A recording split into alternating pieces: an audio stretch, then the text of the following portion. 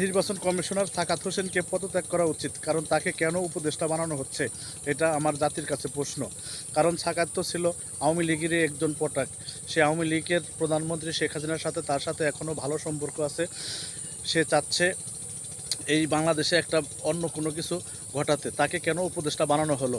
এবং আরেকটি জাতির কাছে আমার দাবি বর্তমানে যে রাষ্ট্রপতি আছেন চুপ্পু সাপ, তাকে পদত্যাগ করতে হবে। তাকে পদত্যাগ করে ওখানে অন্য একজন লোক বসানো হোক, কারণ সে আওয়ামী লীগেরই একজন লোক। এখনও তার অফিসে শেখ মুজিবরের, শেখ হাসিনার ছবি ঝুলানো আছে। এটা বিশ্বাস না হলে তার অফিসে আপনারা ছাত্র সমাজের লোকজন পাঠিয়ে দেন, পাঠিয়ে দিলে দেখতে পারবেন।